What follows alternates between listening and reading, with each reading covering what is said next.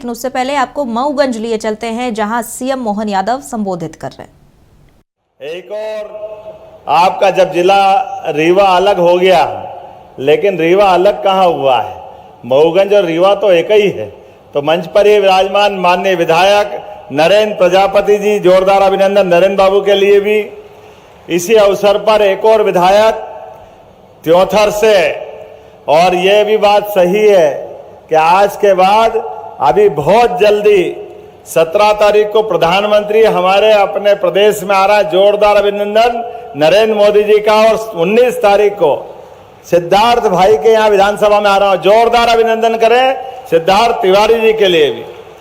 इसी अवसर पर एक और मुस्कुराते विधायक महाराजा राजा हमारे अच्छे लोकप्रिय नेता दिव्यराज सिंह, आपका भी स्वागत अभिनंदन है। हमारे गौरव तिवारी जी, आपका अभिनंदन। पांचूलाल प्रजापति जी, माननीय गौतम जी, युवराज, हमारे अपने गौरव तिवारी जी। इस अवसर पर पूरा मंच आगे और पीछे, थोड़ा समय से मैं 1 घंटा देरी से चल रहा हूं, लेकिन आज तो ऐसा लगा परमात्मा की कृपा से कि थोड़ी देर कर दी आने में। पिछली बार आया था तब विधायक बना के आया था, लेकिन जब अब आया हूं तो मुख्यमंत्री के रूप में आया हूं। ये आपका आशीर्वाद है, देव तालाब का आशीर्वाद। श्रृंगी ऋषि का वो अद्भुत मंदिर और उस स्थान को देख करके आस्था, इतिहास, आनंद, क्या लगता है कि वाकई वो देव स्थान। आप तो दुनिया भर में जाओ, तालाब सरोवर के सब नाम मिल जाएंगे, लेकिन स्वर्गलोक के देव के नाम पे तो देव तालाब यही बन सकता है, और कहीं नहीं बन सकता। बोले श्रृंगी महाराज की।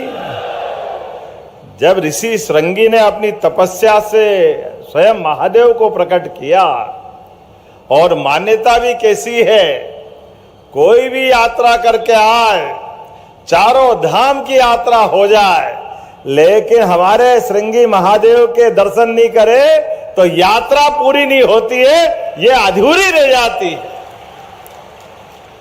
क्या आस्था है, और आस्था के साथ परमात्मा का स्वरूप भी। कितने मंदिर गया हूं पता नहीं, लेकिन एक स्थान पर, एक ही देव स्थान पर अलग अलग देवताओं के, ऐसा लग रहा है कि पंच तत्वों की अलग अलग पिंडियां हैं। ये पंच तत्वों का बना शरीर और ये 5 महाभूतों से बनी सृष्टि, इसका लघु रूप देखना तो हमारे महादेव को यहां देख लो, देव तालाब में आनंद आ जाता है। अब तो तालाब भी अच्छा हो रहा है, और अभी उसकी बात करेंगे। मेरे बीच में से ऐसा लग रहा है कि इस मंदिर को भी परमात्मा ने विश्वकर्मा से ही बनवाया होगा, दूसरा कोई नहीं बना सकता है। विश्वकर्मा के बिना ये कृति नहीं हो सकती। ये देवताओं की रुचि है, देवताओं का भाव स्वभाव है। और यहां से अगर त्रिकोण देखो, इधर इलाहाबाद, प्रयागराज, इधर बनारस, काशी विश्वनाथ, और बीच में देव तालाब। ये जो देव तालाब की भूमिका है, तो मैं महाकाल से आता हूं, तो महाकाल का ही तो रूप है ये। बोले महाकाल महाराज की। क्या आनंद के साथ ये पूरा जन सैलाब हिलोरे ले रहा है। ऐसा लग रहा है बड़े भारी समुद्र में विचार यात्रा का जहाज धीरे धीरे धीरे गंतव्य की ओर जा रहा है, और विकास का परचम अपनी पूर्ण गति से लहरा रहा है। जोरदार अभिनंदन करें पूरे क्षेत्र के लिए। और आज का दिन तो और महत्व का है। आज का दिन हमारे लिए सभी प्रकार के दिनों से अलग हटकर है, और संयोग से हम तो सूर्य और संस्कृति को मानने वाले लोग हैं। सूर्य और चंद्र से हमारी अपनी ग्रह नक्षत्र की भावना, गणना। दुनिया के कई सारे लोगों ने जब कपड़े पहनने की शुरुआत नहीं की थी, तब हमारे देश ने दुनिया को मानवता के रूप में जीने के लिए मार्ग प्रशस्त किया हजारों साल से। और आज तो समय बदला है, अब तो और हम भाग्यशाली हैं। स्वामी विवेकानंद ने आज से 125 साल पहले कहा था, 21वीं सदी भारत की होगी। वो नरेंद्र से आज के नरेंद्र मोदी तक का समय जोरदार आ रहा सबके सामने। दुनिया के बड़े से बड़े देश अब हमको बोलने की जरूरत नहीं, हमारे देश की कीर्ति गाथा गा रहे हैं। हमारे देश के प्रधानमंत्री के लिए महान प्रधानमंत्री, वो तो है ही महान प्रधानमंत्री। जोरदार अभिनंदन करो नरेंद्र मोदी जी के लिए, जिनका पूरा जीवन अपने खुद के लिए नहीं, इस देश के लिए, देश के गरीबों के लिए, महिलाओं के लिए, युवाओं के लिए और किसानों के लिए, और उनने अपने देश की लड़ाई भी लड़ी तो अपने इन्हीं चारों वर्ग की लड़ाई लड़ी। जोरदार अभिनंदन करें ऐसे तपोनिष्ठ नेता के लिए। और हम देख भी रहे हैं, शोले का एक डायलॉग याद करो कभी, मुझे भी बड़ा अच्छा लगता है। धर्मेंद्र चढ़ गया टंकी पे और बसंती के चक्कर में बुआ जी से बात कर रहे हैं, मौसी से। क्या डायलॉग था वो? उनने कहा टंकी से नीचे आ जाओ, तो उनने कहा क्यों आ जाए? बोले मौसी ने कहा मैं तैयार हूं। तो उन्होंने कहा तुम थोड़ी तैयार हो, मेरा तो कुछ और उद्देश्य है। उन्होंने कहा वाह, मौसी भी तैयार, बसंती भी तैयार। आज दुनिया में मोदी जी के सामने कितना अद्भुत समय चल रहा है। बड़े बड़े देश, एक तरफ चाइना स्वागत कर रहा है, एक तरफ अमेरिका हाथ बढ़ा रहा है। यह है मोदी जी का चमत्कार और देश का स्वाभिमान। जोरदार अभिनंदन करो उस दौर के लिए। अपने देश के गरीबों के लिए, किसानों के लिए, युवाओं के लिए उनकी लड़ाई काय की है? उनकी लड़ाई है हमारे किसानों का महत्व उनकी फसल के वाजिब दाम से आता है। उनके पसीने की कीमत होना चाहिए। दुनिया इधर से उधर हो जाए लेकिन किसानों का बुरा नहीं होने देंगे।